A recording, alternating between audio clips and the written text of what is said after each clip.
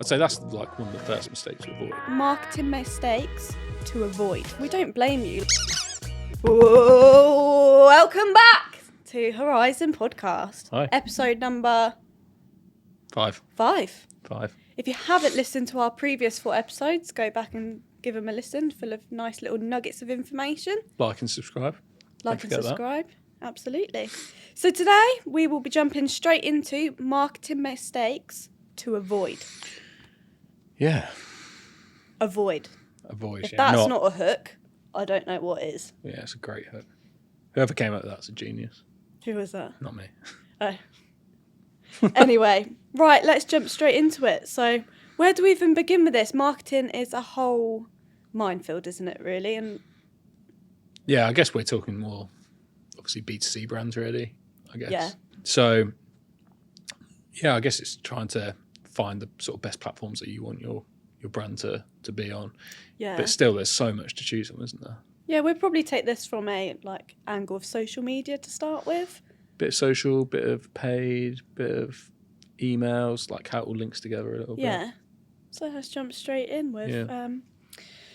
let's start with ignoring the power of social media, because obviously I work in socials. I think a lot of the time when you tell people that you work in socials, or socials can actually really help your brand, it's a bit like, not too sure.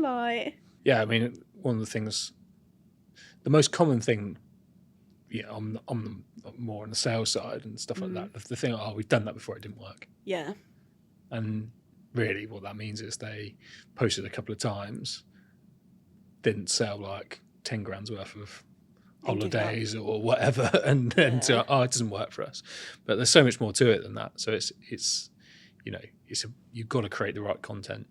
It's the long game, isn't it? Social media. It's not going to happen overnight. And yeah, I always break it down into 2 elements, generally speaking, for people. So you've got your organic side, and that's evolving all the time, and then that's about brand awareness and kind of what's the best sort of term? It's a bit of social proof for people as well. Yeah. If you're spending thousands of pounds on paid social and PPC, and then someone visits your social media page and there's nothing there, then they're like, I don't trust them. Yeah, it's weird, isn't it? Isn't it? There's just no trust there. Why are you not on it? What you've got to hide? Yeah, that's what exactly. I think. Are you real? Yeah, are you real? But then on the other side of that is there is sort of a brand to be created there. It's not just that, you've got it there just to tick a box kind of thing. I think that's what people don't really kind of understand, I suppose. It needs to be authentic. Yeah, it needs to be about you, about why you're the best at what you do. Yeah. Educational, selling the story. Yeah, that's what it's all about. So yeah, I think the mistakes that people make on social, generally speaking, is when they're just plugging a product. They're just trying to sell something all the time. So it just doesn't work. No. We know we're all smart now. We know when we're being sold to. So yeah, I mean, you can sell the product without being buy this for X amount of money every time. There's more subtle ways of getting. It's all about storytelling nowadays. Yeah, and telling, if you're selling that chair, it's not you don't put it on there being this chair's 300 quid. It's it's made of sustainable materials and it's got this and it's got that, and then people are I want to buy that. Yeah. Not I want to buy it because it's on sale for 300 quid. Well, you're selling the benefits, aren't you? It's, I don't know, ergonomic. Is that good? That's a good word. I mean, Do you know what I mean? It's got some lower lumbar support. Yeah, that's the, without saying those sorts of things that's what you want to be able to do. You want to tell the story of the chair, where it came from. It came down from the Himalayas on a, golden rug or something I don't know, like Aladdin. It's not Aladdin. But yeah, but nice try, I suppose. Yeah, but that's more the point. So I'd say that's one of the first mistakes to avoid is get out of that, vicious cycle of kind of just trying to sell a product all the time. Yeah, no, I'd say so as well. And I guess Well, you from the sales perspective, you get all of our clients on, you're like the first point of contact. Do you see a lot with the clients saying, I want to be on every single platform? Yeah, but I mean, we've completely disbanded X now. Like, we don't. Yeah, I'm sorry, X. I can't, there's not even an inch in me that can call it X. I still call it Twitter. Yeah, someone emailed me yesterday and he was like, oh yeah, we want to be on Facebook, Instagram, something else, and X. You know, he just knows there's some platforms. He doesn't know like just which platforms he wants to be on. Yeah. And that it doesn't work. But then that's our job then, to educate people yeah. To why, on Facebook you want to be doing this, but you need to be doing some paid. On TikTok we have to have a slightly different strategy and you need to be doing different style of content potentially in there. X, we probably won't bother with that. Do you think it's completely dead? I do, yeah. I do. And do you know how annoying it is trying to get in the character limit? Yeah, and also the other annoying thing is now, like, if someone sends me something funny that's on X, I don't have an account, so I can't even see it. You can't see it, I know. That's so sneaky. It's infuriating. So sneaky. So, yeah, and I think mainly the people that we tend to deal with, they don't know what the trends are, generally speaking. So, yeah, they don't know what is the best platform for, organic content. What is the best platform for paid content? And obviously, it does come down to, like, what's their ICP? Oh, yeah, for sure. Yeah, if their ICP is, less than 35, then, it is pushing them more towards TikTok. Or if they're, they're trying to attract people that are interested in, holidays or, whatever it is, then it, that might open up to different age ranges. But then it's like, how do you talk to those different people on those different platforms? It varies, doesn't it? Yeah, 100%. And I think people just assume our job's really easy, and it's just like, we just make some posts and stick them out there. It just doesn't work like that. It's way more. I wish it was that easy. So sometimes, and that can be the thing. Sometimes you go back to someone and say, this is the price to do it. They'll be like, what? Yeah. Like, all you're doing is making like 20 posts, 30 posts. It's not a real job. Oh God, you don't know what you're talking about. No. Like, you don't know and they're just not. They're not a client for us, really, because they're kind of going. Their vision is different. Yeah, to ours. they're just get someone to do it for like a few $100 and you're just getting some posts out there, but it's not going to do anything. No. So, that's fine, but I would say that's a mistake, is not understanding the value that like it can have. Yeah, they've obviously come to us for a reason, so you need to be a bit open-minded. Yeah, and like our job is to think outside the box and not just do what you want us to do. Yeah, if we were going to do what you did before and it didn't work, it's silly. There's no point paying us. No. So obviously we're going to do more than that. But I guess going back to like not understanding trends and that, I think it's the the expectation, not the example, of wanting to go viral as well. Like, it's wrong. Like, viral isn't always best. Also, that can just happen. Yeah. We're not always trying to create viral content. We're trying to get onto trends and things like that have the potential to make that content go viral. But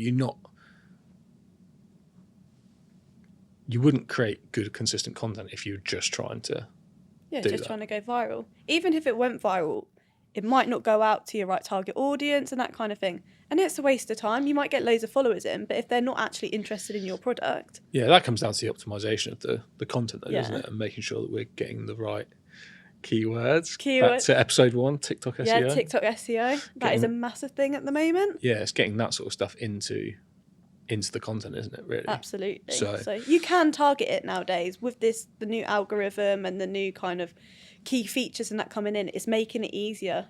Yeah, I was speaking to someone yesterday and he was saying, we were talking about TikTok bringing out 2 new tools for TikTok SEO and stuff like that. Oh, really? Yeah.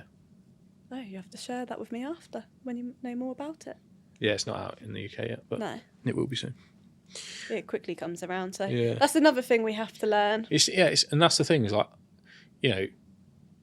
rule of the world is a marketing manager or MD, are they going to be able to keep up with like knowing these things, and like, because this stuff is moving fast. It's constantly changing, week by week, day by day.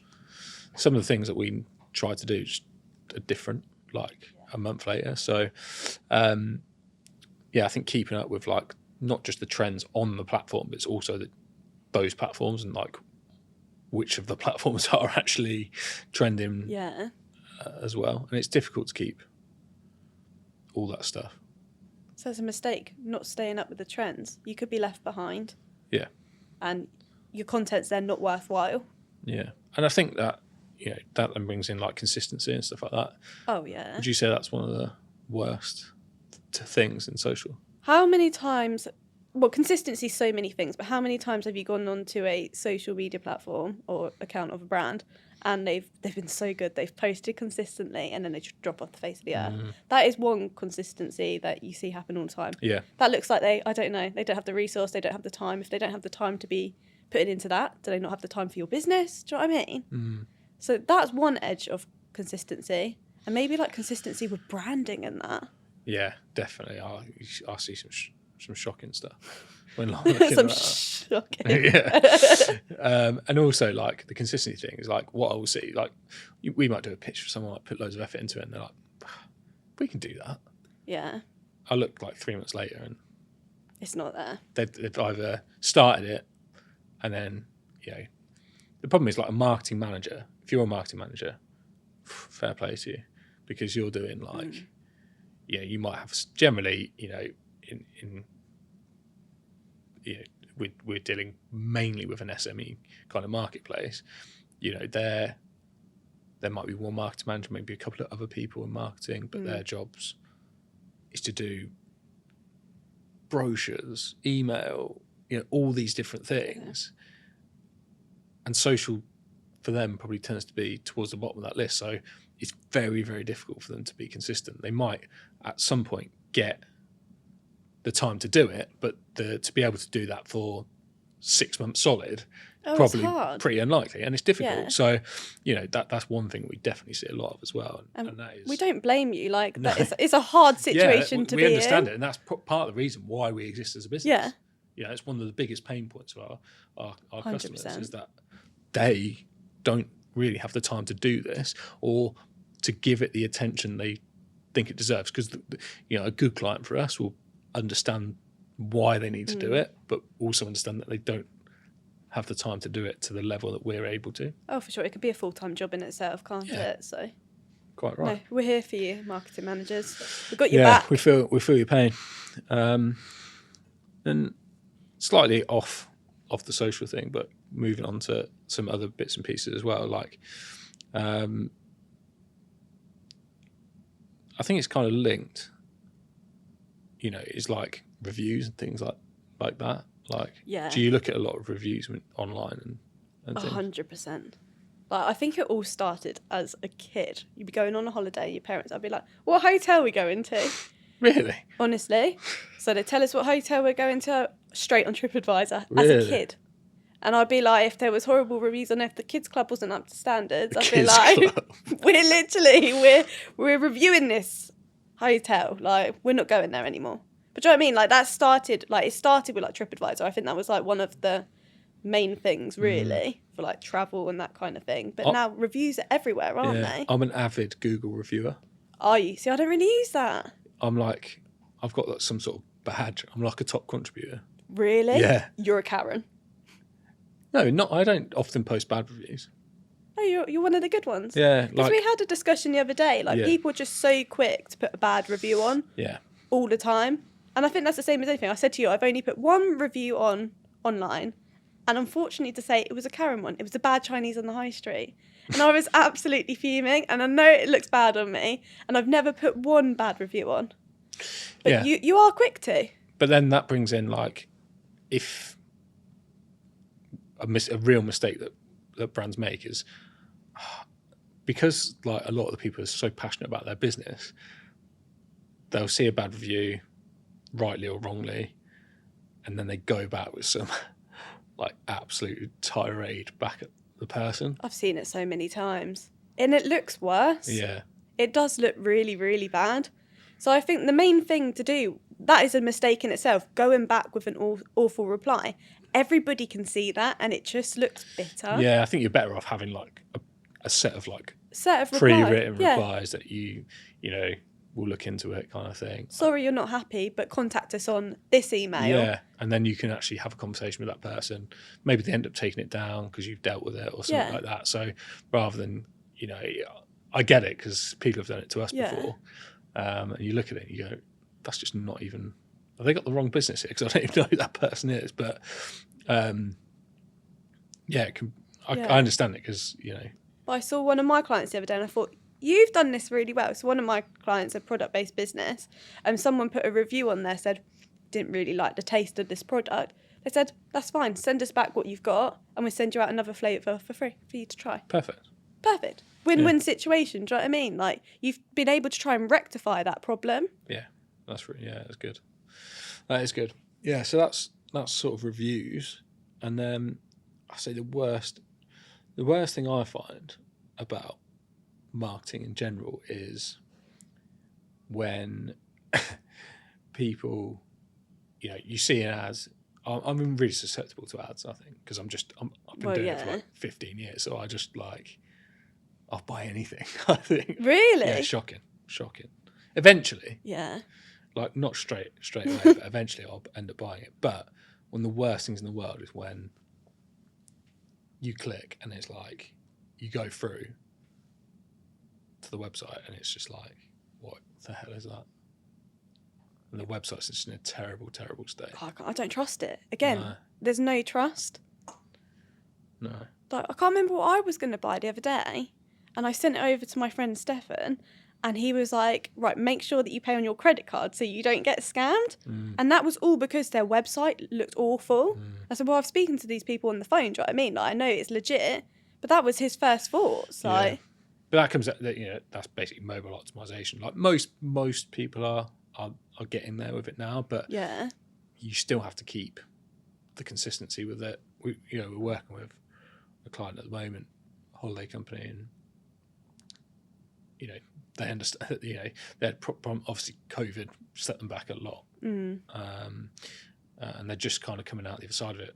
Even now, like starting to build back up. The region that they travel to is affected by the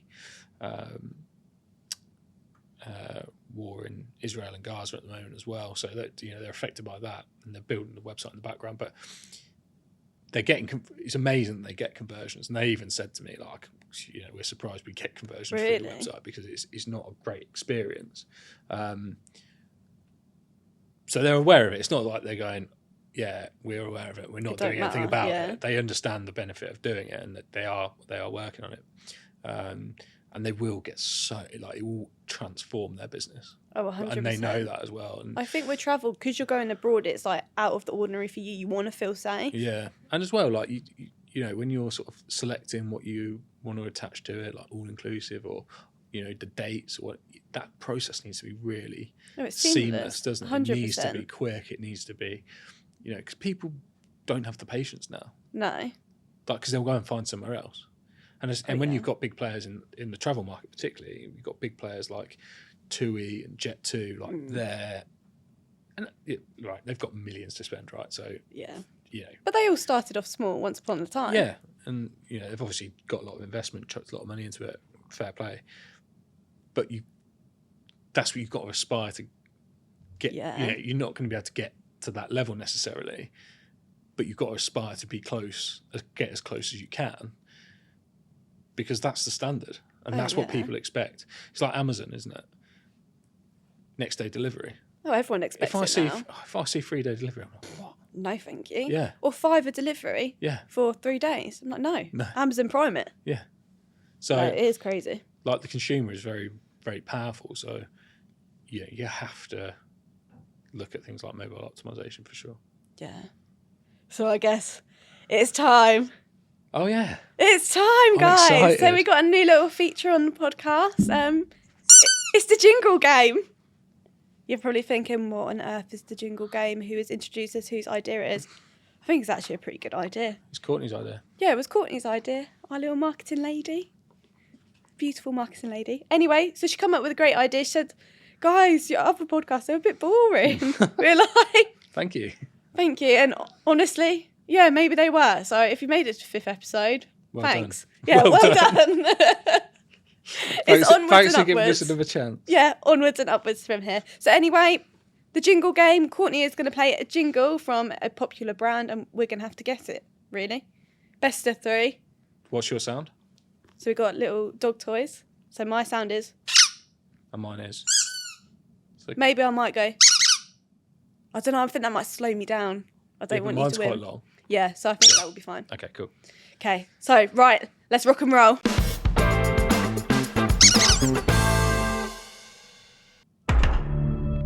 Windows.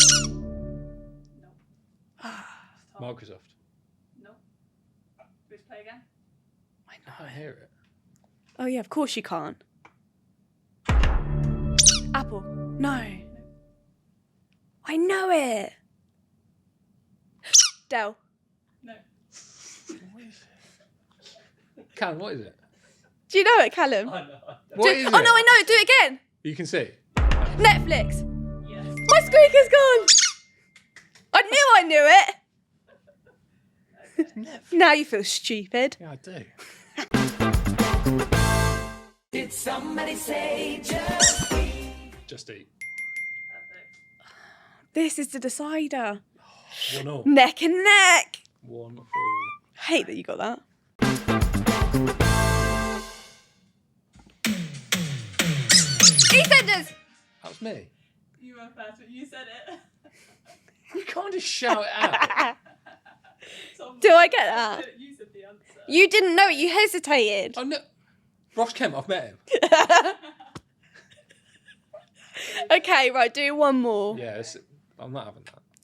Technically, I've won this, by the way. No. Yeah.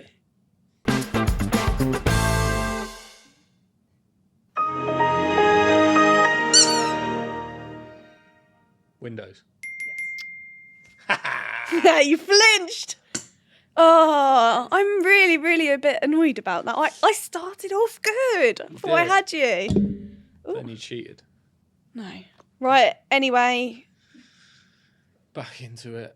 Well, no. Should we call that this episode? I think call that one Should a we do day. a part 2? Because it's going to get Should we too do a long. part 2? Yeah, come back for part 2. Come back for part 2. We know nowadays people not got the concentration span. I blame don't. you. That's just chatting Yeah. absolute. Right, so that's the end of this episode. We'll come back for part 2, I suppose. That's the end of Horizons. Do what you got to do. Like, subscribe, whatever. But we'll see you next time. YouTube's the best because you get to see us. Yeah. Don't get to see you. They don't want to see you. Want to see me, obviously, in all my glory. Right, anyway, see you later, alligators. Bye.